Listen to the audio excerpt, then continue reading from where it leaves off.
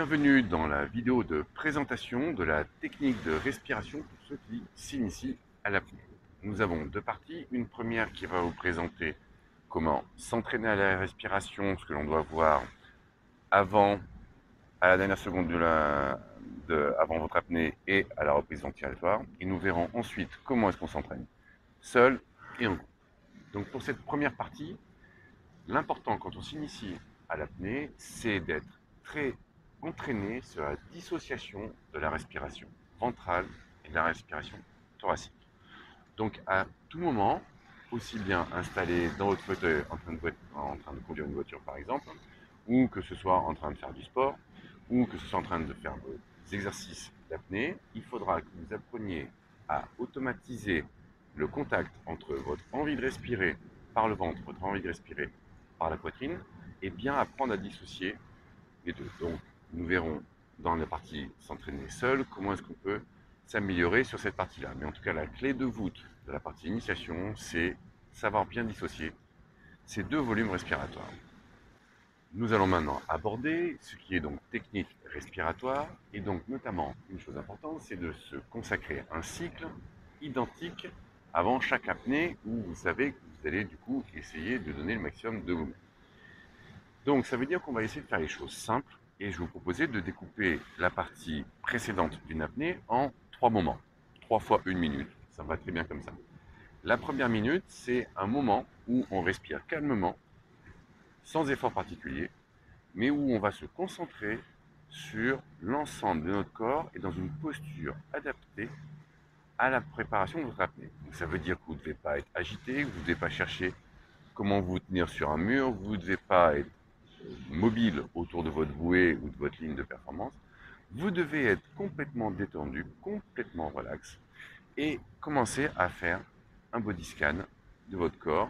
Donc, je sais qu'on abordera ce sujet un peu plus tard, mais en tout cas, pour moi, la première partie de la respiration, c'est calme avec un body scan. La seconde partie de la phase préparatoire de votre apnée, on va consacrer à stimuler le système parasympathique. Ça paraît très technique, mais ce qu'il faut comprendre simplement, c'est qu'on va du coup essayer d'avoir une respiration qui va avoir une expiration 2 fois plus longue que l'inspiration. Cette technique de respiration est un moyen pour vous aider à vous détendre avant votre apnée. Donc ce que je préconise, c'est pendant 1 minute, donc de la minute numéro 1 à la minute numéro 2, de consacrer une respiration à maximum 50% de votre volume respiratoire. C'est-à-dire que vous n'allez pas en inspiration complète, vous n'allez pas en expiration complète. On va juste un petit peu amplifier notre respiration. Et donc, pendant cette amplification, on va légèrement inspirer, disons sur 4 temps, tranquillement, 4 secondes, et expirer sur 8 secondes. Et cela, on va le faire, je vous rappelle, sur 50% de votre volume pulmonaire. Je ne vais pas à l'inspiration maximum, je ne vais pas à l'expiration maximum. Et sur une durée d'environ 1 minute avant votre performance. J'inspire tranquillement. Ah oui, je vais préciser par le ventre uniquement. Donc j'essaie de ne pas bouger la poitrine.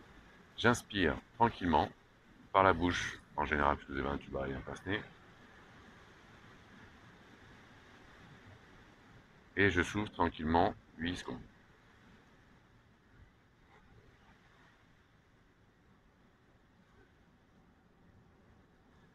Et je répète ça pendant environ 1 minute. Voilà ce que l'on fait pendant la deuxième minute. Pendant la troisième minute, donc la minute 2 à la minute 3, donc avant votre départ, je vais vous inviter à faire la même chose, mais par contre en réduisant votre volume respiratoire, en ayant quasiment un volume respiratoire comme vous l'avez à l'instant T, c'est-à-dire très peu ample.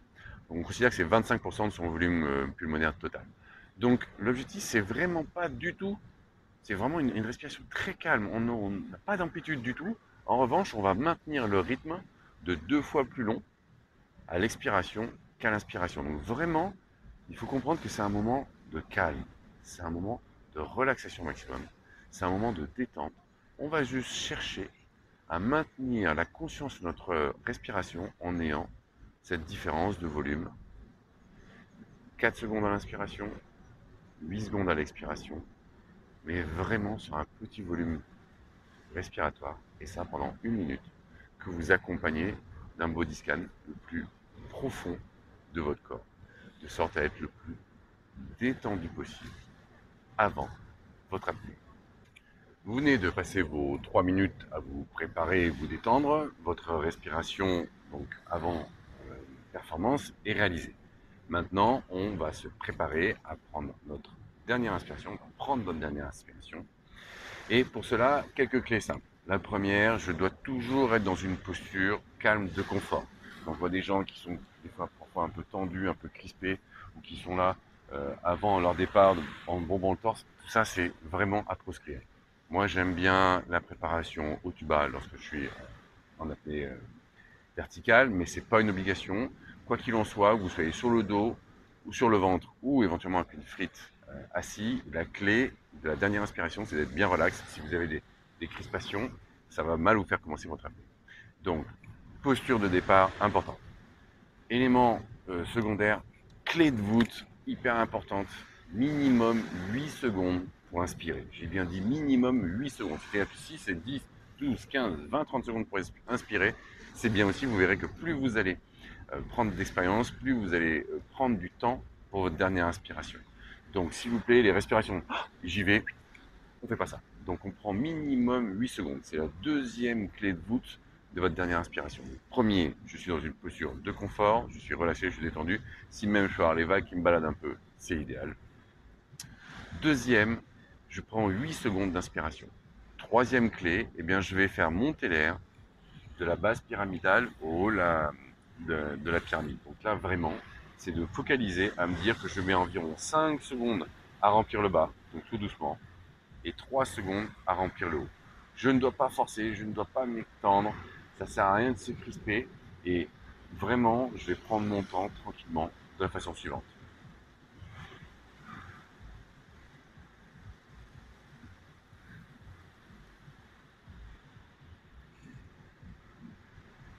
Et j'y vais. Inutile d'en rajouter, inutile de se crisper, on est là en mode tranquille, détente, on va juste à 30 mètres, on va juste à 40 mètres, on ne se met pas la rate au courbillon, on y va, en douceur. Et donc, l'autre phase que l'on doit aborder quand on parle de respiration et d'apnée, c'est la reprise ventilatoire. Alors là, on va faire simple aussi encore une fois, parce que vous devez faire une apnée, a priori c'était un tout petit peu engagé, et vous avez surtout besoin de reprendre de l'air.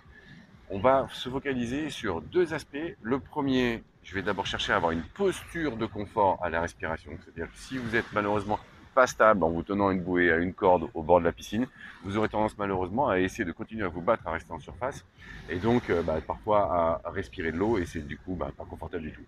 Donc je sors, je me prends un point d'appui, le bord de la piscine, une bouée, la corde, mais j'essaie de trouver un point d'appui le plus confortable possible. Et là, ce que je vais chercher, c'est être dynamique. Donc je vais respirer plusieurs fois, quel que soit le mode respiratoire. Dans un premier temps, on s'en moque. Mais par contre, je vais chercher à être dynamique. Donc je vais respirer. Et ça pendant plusieurs secondes pour être sûr que tout se passe bien.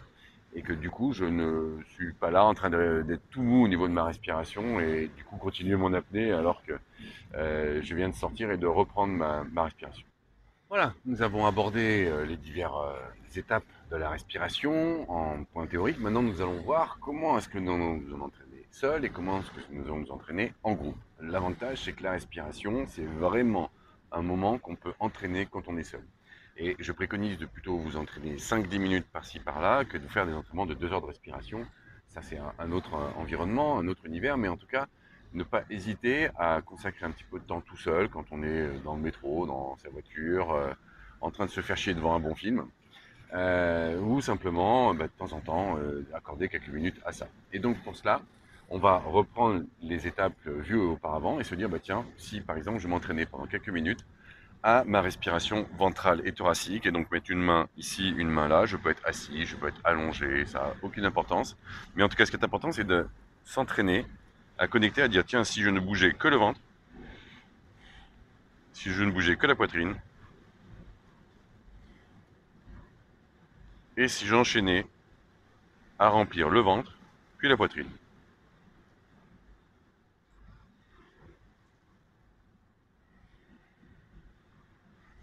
Vider le ventre, la poitrine, puis le ventre. Et plus vous allez jouer à ça, plus on va chercher à le faire lentement. C'est-à-dire qu'une respiration, ça je m'en fous. Par contre, une bonne respiration où je prends mon temps, en l'occurrence à travailler ma dernière inspiration, où je vais donc mettre 5 secondes pour le bas, 3 secondes pour le haut, et ça, le plus détendu possible, et bien plus vous allez travailler cette routine-là, plus vous allez automatiser cette conscience-là, et mieux vous allez vous entraîner.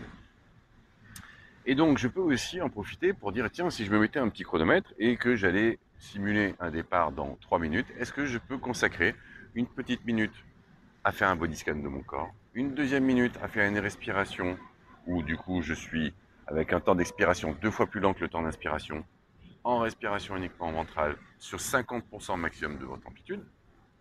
Et est-ce que je peux le faire pendant une minute avec seulement 25% de mon amplitude respiratoire, et cela en faisant un body scan de mon corps. Je peux tout à fait le faire, c'est même préconisé, dans mon fauteuil, je peux essayer de le travailler à tout moment, parce que plus je vais automatiser ça quand je serai seul, plus ce sera automatisé lorsque je serai du coup au départ dans ma piscine ou au départ sur ma ligne d'eau, et donc du coup être encore plus prêt, mieux entraîné lorsque du coup je m'apprêterai à faire ma performance. Donc l'entraînement seul sur la respiration, c'est un temps idéal. En groupe, maintenant, la clé, ça va être d'essayer d'introduire ça dans une ambiance de groupe. Ce que je veux dire par là, c'est que très souvent, avec le départ des copains, la rotation dans la bouée, avec le fait qu'on a du coup peut-être un rythme à tenir dans son club, eh bien, parfois on a tendance à se précipiter un tout petit peu et ne pas inclure ces temps-là. Alors, bien entendu, on ne peut pas forcément inclure toujours 3 minutes avant son départ, donc on va du coup peut-être en inclure que quelques phases. Mais le plus important, ça va être de commencer à dire, tiens, si je consacrais du temps de façon méthodique, répétée, et surtout, quelque part, la même répétition, avant chacun de mes départs en apnée. Donc, est-ce que je vais pouvoir prendre mon temps sur ma dernière inspiration? Est-ce que je vais pouvoir consacrer ma dernière minute, comme je le fais pendant un maximum, mais peut-être sur des exercices plus simples? Quoi qu'il en soit, l'idée, ça va être de s'approprier cette technique de respiration avec les aléas et également les contraintes d'un groupe. Donc, c'est vraiment de se dire, écoute, je vais suivre l'entraînement tel qu'il est là, mais aujourd'hui, je vais me concentrer à systématiquement prendre mes 8 secondes et systématiquement faire ma dernière minute où je respire à 25% de mon volume sur un temps d'expiration 2 fois plus lent en étant concentré sur mon ventre. Et ça, je vais le faire alors que du coup, j'ai la rythmique du groupe à tenir. Vous verrez que c'est loin d'être simple, mais ça a cet avantage de pouvoir du coup vous entraîner à réaliser votre protocole alors que vous n'êtes pas forcément dans la situation confortable de votre fauteuil. Donc voilà ce que moi je vous préconise, c'est d'intégrer donc cette respiration lorsque vous êtes dans votre groupe, cette technique de respiration lorsque vous êtes dans votre groupe, pour du coup pas être perturbé lorsque vous serez du coup dans votre bulle pour votre performance du jour. Vous aurez l'habitude de le gérer alors qu'il y a du bruit autour, alors que ça bouge autour, alors que la mer elle bouge ce jour-là, alors qu'il y a des copains qui attendent quand même. Et bien du coup, vous serez quand même concentré sur vous-même, sur votre respiration pendant ces moments-là. Accordez donc du coup cet entraînement, cette priorité et cette concentration pendant vos entraînements en groupe. À bientôt.